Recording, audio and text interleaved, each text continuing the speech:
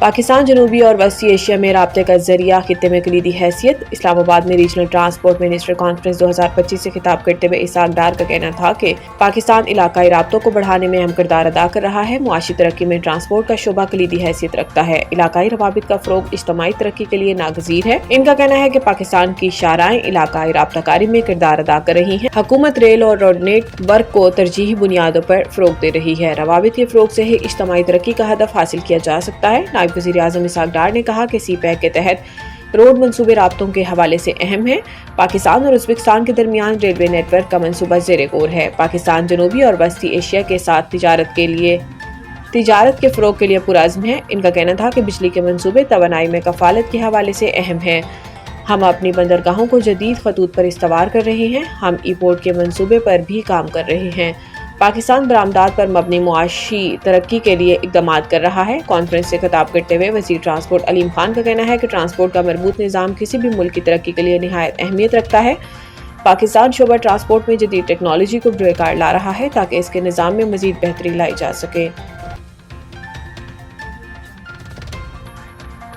عوام کو سستا گوشت فراہم کرنے کے لیے مٹن، بیف اور چکن کی ایکسپورٹ پر پابندی کی تجویز۔ لاہور حکومت کی جانب سے عوام کو سستا گوشت فراہم کرنے کا فیصلہ کیا گیا۔ ذرائع وزارت پیداوار کے مطابق سیلاب سے زراعت اور لائیو اسٹاک کے متاثر ہوئے ہیں، لہٰذا مٹن، بیف، انڈے اور چکن کی ایکسپورٹ پر کچھ عرصہ کے لیے پابندی کی تجویز دی گئی ہے۔ ان چیزوں کی ایکسپورٹ پر پابندی سے ان کی قیمتیں کم ہوں گی۔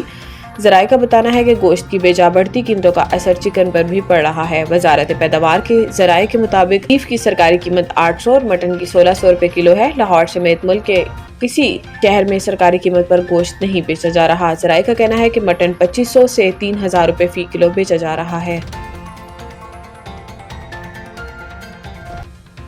پولینڈ کے نائب وزیر اعظم وزیر خارجہ 2 روزہ دورے پر پاکستان پہنچ گئے ہیں۔ پولش نائب وزیر اعظم رادوسلاف کی 2 روزہ دورے پر پاکستان آمد پر ایڈیشنل فارن سیکرٹری خالد جمالی نے معزز مہمان کا پرتپاک استقبال کیا۔ پولینڈ کے نائب وزیر اعظم اپنے 2 روزہ دورے کے دوران پاکستانی ہم منصب نائب وزیر اعظم اسحاق ڈار اور اعلیٰ حکام سے ملاقاتیں کریں گے۔ ملاقاتوں میں 2 طرفہ تعلقات پر تبادلہ خیال کیا جائے گا۔ علاقائی اور بین الاقوامی صورتحال پر بھی بات چیت ہوگی۔ ترجمان دفتر خارجہ کے مطابق پولینڈ کے نائب وزیر اعظم 2 روزہ سرکاری دورے پر پاکستان آئے ہیں۔ یہ وزیر خارجہ سکورسکی کا پاکستان کا دوسرا سرکاری دورہ ہوگا۔ ان کا پہلا دورہ پاکستان 2011 میں ہوا تھا۔ پاکستان اور پولینڈ کے درمیان 2 طرفہ تعلقات کے تمام پہلوؤں پر تبادلہ خیال ہوگا۔ مذاکرات کے بعد دونوں وزرائے خارجہ مشترکہ پریس سٹیٹمنٹ دیں گے۔ ترجمان کا کہنا ہے کہ پاکستان پولینڈ کے ساتھ باہمی تعاون کے فروغ کے لیے پرعزم ہے۔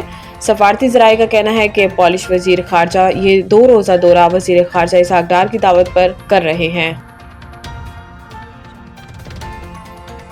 عمران خان کی ضمانت کی درخواستوں پر آئندہ تاریخ پر حکام سے تمام مقدمات کا مکمل ریکارڈ طلب۔ بانی chairman P T I Imran Khan کے خلاف 26 نومبر احتجاج کے 6 مقدمات کی سماعت ہوئی، جس کے دوران عدالت نے آئندہ تاریخ پر تمام 6 مقدمات کا مکمل ریکارڈ طلب کر لیا۔ عدالت نے بانی چیئرمین پی ٹی آئی کی ضمانت درخواستوں کی سماعت 6 نومبر تک ملتوی کر دی۔ انسداد دہشت گردی کی خصوصی عدالت کے جج امجد علی شاہ نے سماعت کی۔ آج بھی ضمانت کی درخواستوں پر دلائل نہ ہو سکے۔ مقدمات میں تھانہ نصیر آباد کے کانسٹیبل کے قتل کا مقدمہ بھی شامل ہے۔ عدالت نے آئندہ تاریخ پر تمام 6 مقدمات کا مکمل ریکارڈ طلب کر لیا۔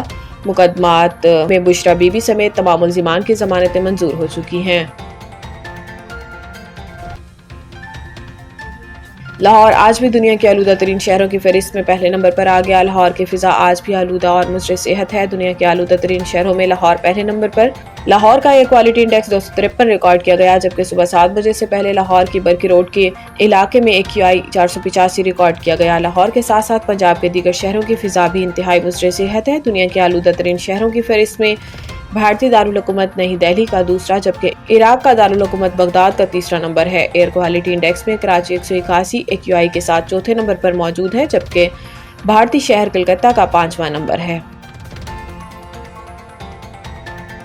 وائٹ بال سیریز کے لیے قومی اسکواڈ کا اعلان، بڑے ناموں کی واپسی۔ پاکستان کرکٹ بورڈ PCB کی جانب سے T20 انٹرنیشنل کے لیے 15 رکنی اور ون ڈے کے لیے 16 رکنی اسکواڈ کا اعلان کیا گیا۔ سلمان علی آغا T20 اور شاہین شاہ افریدی ون ڈے ٹیم کی قیادت کریں گے۔ بابر اعظم، نسیم شاہ اور عبدالصمد کی T20، جبکہ فیصل اکرم، حارث رؤف اور حسیب اللہ کی ون ڈے اسکواڈ میں واپسی ہوئی ہے۔ عثمان طارق پہلی بار ٹی20 انٹرنیشنل اسکواڈ میں شامل ہوئے۔ پاکستان اور جنوبی افریقہ کے درمیان ٹی20 انٹرنیشنل سیریز 28 اکتوبر سے 1 نومبر تک کھیلی جائے گی، جبکہ ون ڈے سیریز فیصل آباد میں 4 سے 8 نومبر تک کھیلی جائے گی۔ بعد ازاں پاکستان اور سری لنکا کے درمیان ون ڈے سیریز 11 سے 15 نومبر تک راولپنڈی کرکٹ اسٹیڈیم میں کھیلی جائے گی۔ اس سیریز کے بعد سری لنکا اور زمبابوے کے ساتھ سہ ملکی ٹی20 سیریز 17 سے 29 نومبر تک راولپنڈی اور لاہور میں کھیلی جائے گی۔